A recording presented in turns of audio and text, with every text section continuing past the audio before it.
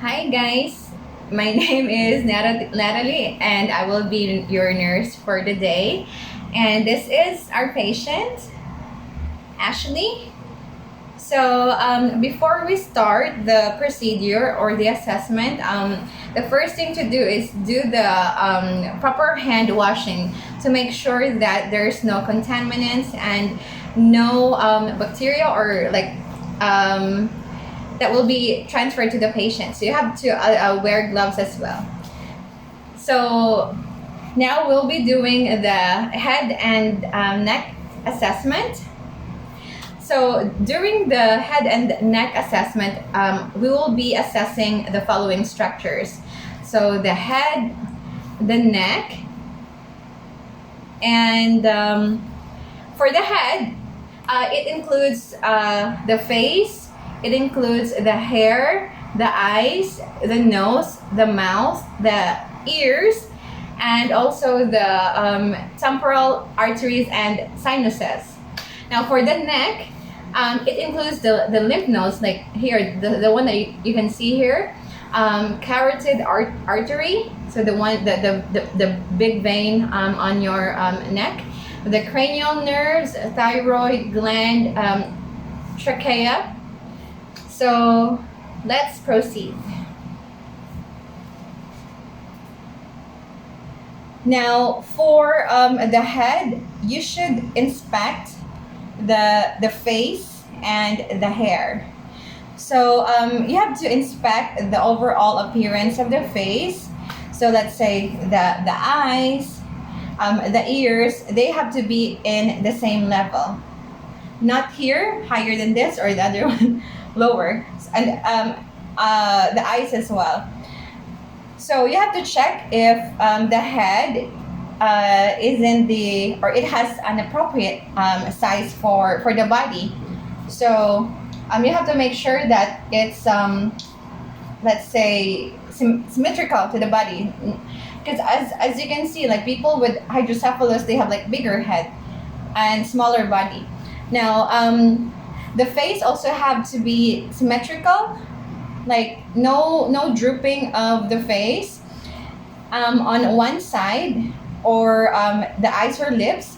So this can, if there's drooping, then this can be diagnosed as Bell's palsy. So, okay. So next is we have to make sure that the facial expressions are symmetrical. So no involuntary movements, and also you have to check if there's any like lesions.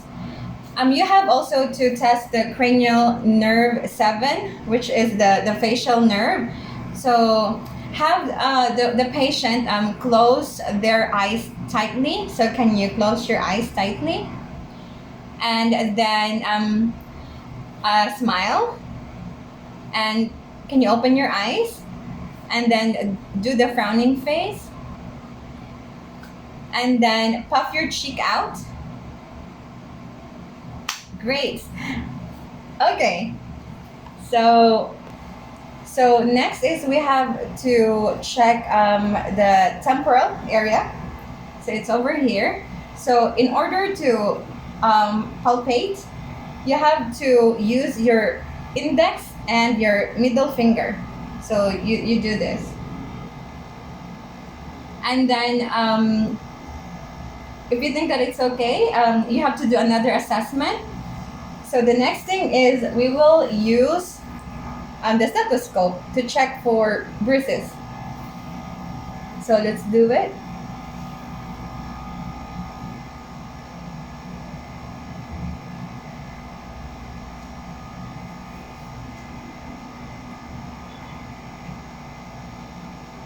So there should be no sounds heard when you're checking the temporal area using the stethoscope. Okay, so next is you have to check the inner orbit of your eye. So place your thumb under your eyelids or the inner orbit of your eye to check for any lumps. And also, you have to check your zygomatic area and see if there's any lumps. And you also have to check here, and here, and here, and here to see if there's any lesions or what do you call it? Tenderness. Then next is to check the scalp area. Just make sure that it's pinkish in color. There's no bruises or lumps or any, let's say, lice, or it's not infested. So just do this. Just double check. It's pink. So it's a healthy scalp. So in checking for the eyes, or next is you have to inspect the eyes, the eyes, the eyelids, the sclera, and the conjunctiva. So we don't have the pen light. So I'm going to use this one and just pretend that this is a pen light. Okay, so you have to check. You have to turn on your pen light, and then you have to check if there is any swelling of the eyelids. So you have to check. So everything's okay. There's no swelling. And also check if the sclera is white and shiny, not yellow or jaundice. So did you do that? Can you open your eyes now? It is shiny and white. And also check if the conjunctiva is pink, not red and swollen.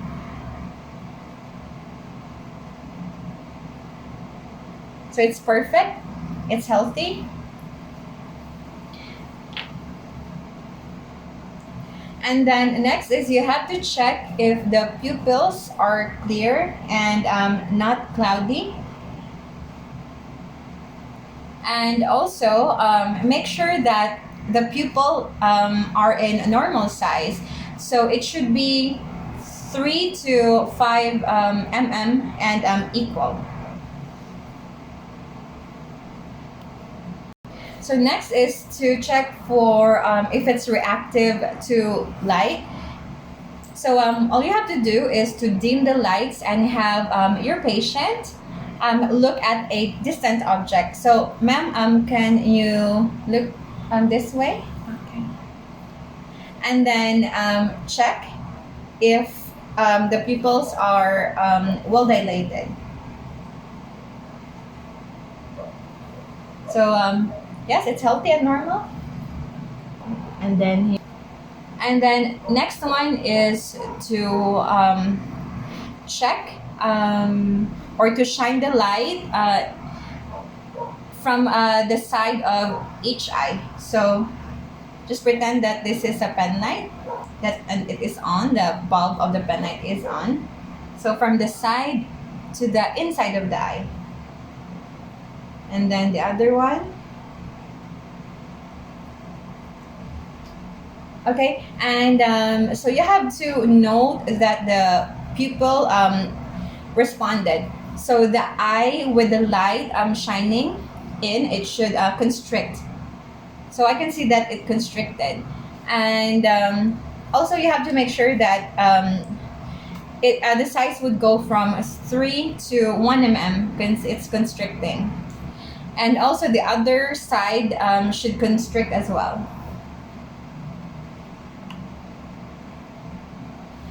Now, next is we have to check for the accommodation. Now, make the lights normal. So, pretending that this is the pen light. And have your patient look at a distant object to dilate pupils. And then have patient stare at the pen light and slowly move it closer to the patient's nose. So, okay, ma'am, can you look at the object?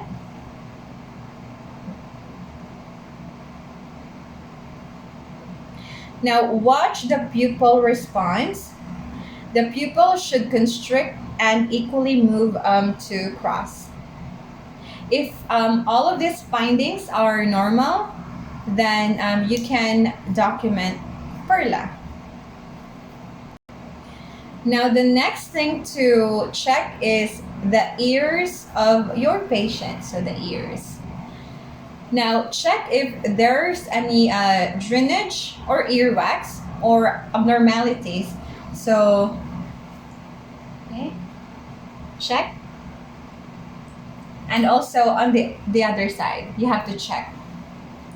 And also ask the patient if they are experiencing any tenderness, and palpate the pinna and the tagus.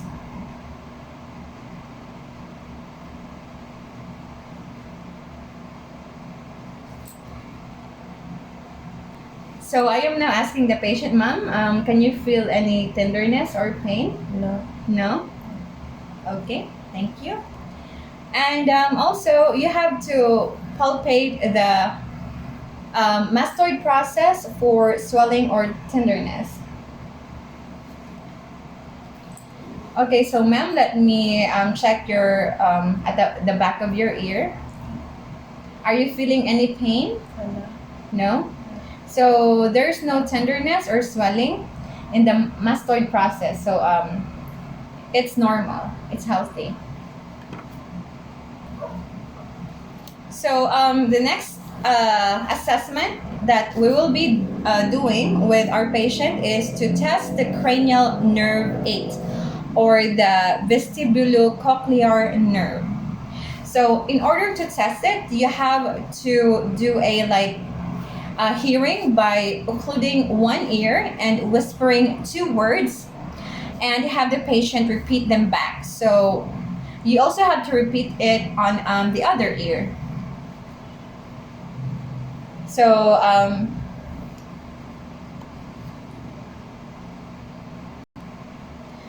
right, so we will close the left ear first. So use your finger, your index finger, and then whisper 2 words on the other side.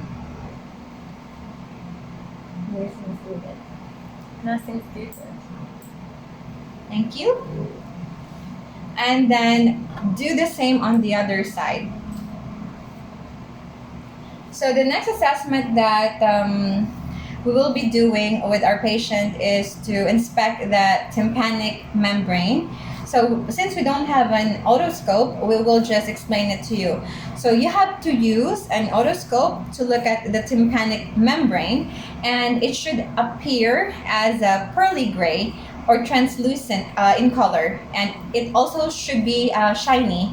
So remember, for an adult, you have to pull up the back, and for the child, it has to be down and back of the penna.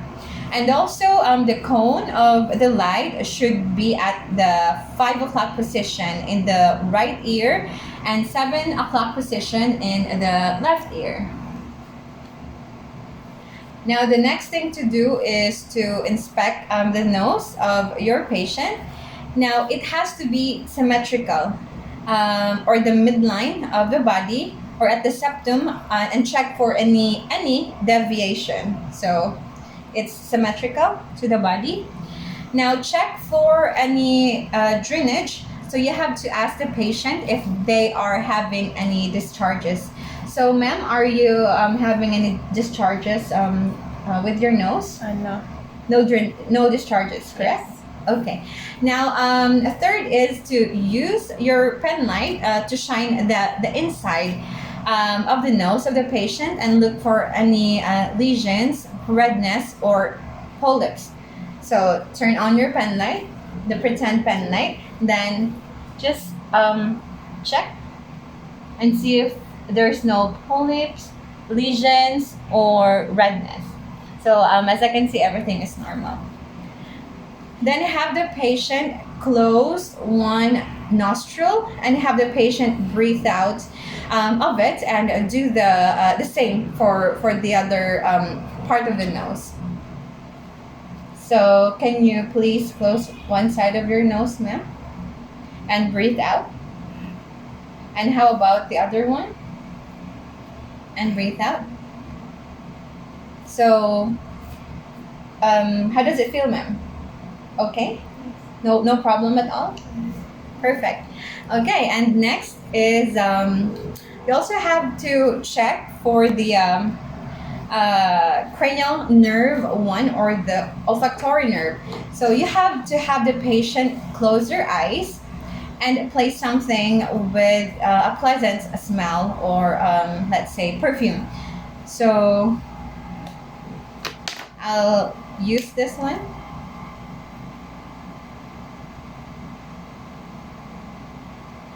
So can you identify what smell this one is, ma'am? It's an alcohol. Okay. Thank you. So the next now the next assessment that we will be doing is the assessment of the mouth. So first is you have to inspect the lips. So it should be pink and not dusky or blue or cyanotic or cracked. And it should have to have free of lesions. So as what I can see, her lips is perfect. It's pinkish in color. It's healthy, no cracks and no lesions. Now next is to inspect the inside of the mouth. So the color of the mucous membranes and gums should be pink and shiny. Now the teeth should be white and free from cavities. Now you also have to note that there are no any broken or loose teeth too. So ma'am, can you open your mouth? So the patient's inner part of the mouth is healthy. It doesn't have any mucous membranes. The gums is shiny and pink, and there's no cracks or cavities inside her mouth, or the teeth are healthy. So next is you have to inspect the tongue. So the tongue should be moist and pink, not dry or cracked or like beefy red. So ma'am, can you stick out your tongue? Okay, thank you. So it's healthy. Now, underneath the tongue, it should have no lesions or sore. Can you place it higher? Okay. So it's healthy, it's red, it's pinkish and shiny. Now, next is to check for cranial nerve 12 or the hypoglossal nerve. So have the patient stick the tongue out and move it from side to side. So can you move your tongue from side to side, ma'am? Perfect. And next is you test the cranial nerve 9 or the glossopharyngeal and cranial nerve 10, which is the vagus. So have the patient say ah. Say ah, ma'am. Now the uvula will move up. So cranial nerve 11 should be intact. And if the patient can swallow with ease and has no hoarseness when talking, then cranial nerve 10 is intact. Can you say ah again, ma'am? So there's no hoarseness when she said ah. So and I can see that his cranial nerve number 9 is intact. And she was able to move her uvula. Now the next assessment that we will be doing is we will check or do assessment on the neck of the patient. So it has to be, well, you have to inspect the trachea first. So it has to be in the midline and check if there's any like lesions, like lumps or goiter or enlargement of the lymph nodes. So have the patient extend the neck up so that you can access it better. So can you extend it, ma'am?